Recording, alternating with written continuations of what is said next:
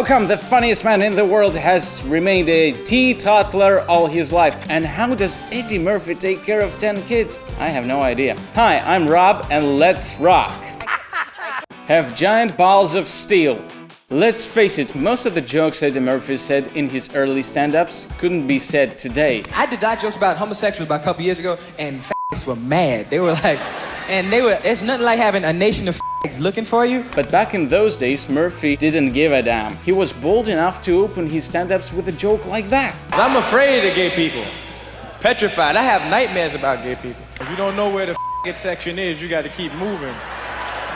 So if they do see it, it's quick and you switch it. He was well known for building his jokes around homosexuals and AIDS, which of course was extremely rude and inappropriate, and probably the reason why he doesn't do stand-ups. Because, you know, jokes like that are not welcome today. But his fans loved it, and so Eddy was living in the moment. Luckily now he understands how far he went in the 80s. Some of it I cringe when I watch it. I'm like, oh my God, I can't believe I said that. Though Eddy Murphy's never had any regrets about what he said. The comedian looks at his jokes within the context of times, and I'm going, okay, I'm a kid saying that, he explained. Just to be fair, Eddy wasn't only making bold jokes about minorities, he was brave enough to say his famous Oscar speech about black people being ignored in nominations, which required some balls of steel to do in 1988. Eddy said from the stage that the last time the Academy Award nominated a black actor happened to be 20 years ago, so the next time a black actor or actress would get their chance to be nominated would only happen again in 2004. But black people will not ride the caboose of society, and we will not bring up the rear anymore. I want you to recognize it. Ironically, Eddy got his Academy Award nomination in 2007,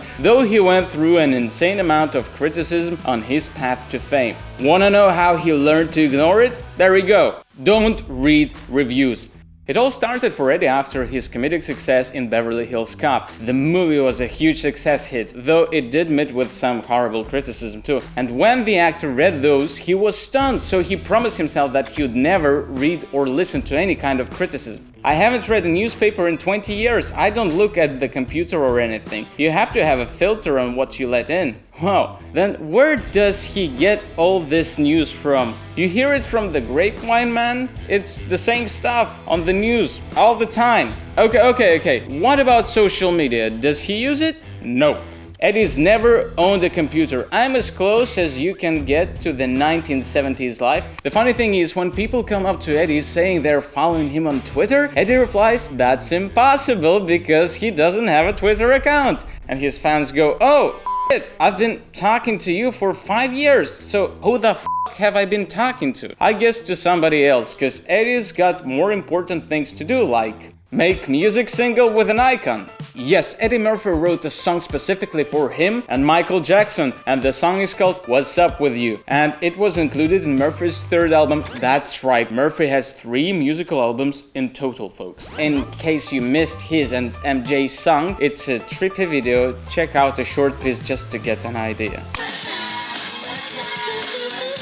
What's up with you? I believe now you have at least 2 questions. How did Eddy Murphy manage to make a song with the king of pop? And what the hell is going on here? Jeez, looks like these men just discovered the green screen. I have no idea what's going on in this video, but I kinda like its vibes. And if you're wondering how Eddy managed to work with MJ, it's simple. He knew the king of pop since he was 19. I asked, and he did it, explained Murphy. Despite the fact that the song wasn't critically acclaimed, it was still received warmly by the fans. Or at least by me. Here's another hilarious example of Eddy Murphy being unexpectedly active socially. Consult with the president about hair rinses. You can't call yourself a truly successful man if you've never had a casual conversation with the president. In this matter, we can say that Eddy Murphy is indeed successful. He met Barack Obama after the actor received his Mark Twain Prize. Actually, it's an award.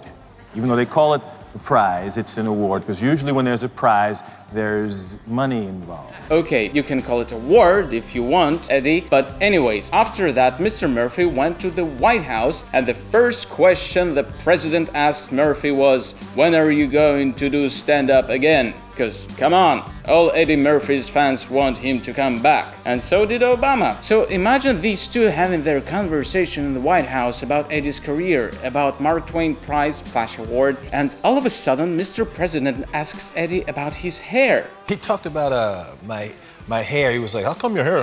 He said, "What kind of rinse are you using?" Murphy was confused by the question, so Obama explained that he's asking because Murphy doesn't have any gray hairs. I bet Obama was as nervous to meet Murphy as Murphy was to meet him. You don't have any gray hairs, because I'm about 2-3 months older than Obama. Yes. And he was like, "That doesn't make me feel any better." But if he was really interested in how the actor managed to look good, he should have asked Murphy about his other rule. Always stay sober. According to Eddy Murphy, the best way to look young is to never stress and never ever drink alcohol. Well, I'm sure that there's been stress in Eddy Murphy's life, but he definitely almost never got drunk. The comedian has tried alcohol twice in his life, and both his experiences were absolutely horrible. The first time he was drunk happened to be the night he fought with John Landis on the set of Coming to America. And the last time happened to be on his honeymoon. He drank 3 glasses of champagne, and almost immediately after that, he got sick.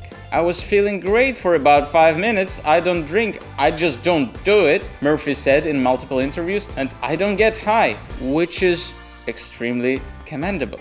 Especially taking into account that Murphy had loads of temptation around. For example, when he went out with John Belushi and Robin Williams, Eddy Murphy was offered some blow. I didn't take it, and Belushi called me a tight Murphy recalls. Well, I would never call anyone who avoids doing dangerous things that word. And we all know how sadly things ended up for poor Belushi in 1982. In this context, Eddy Murphy looks back at his life and truly marvels. His story could have been very different if he didn't follow his sober rule.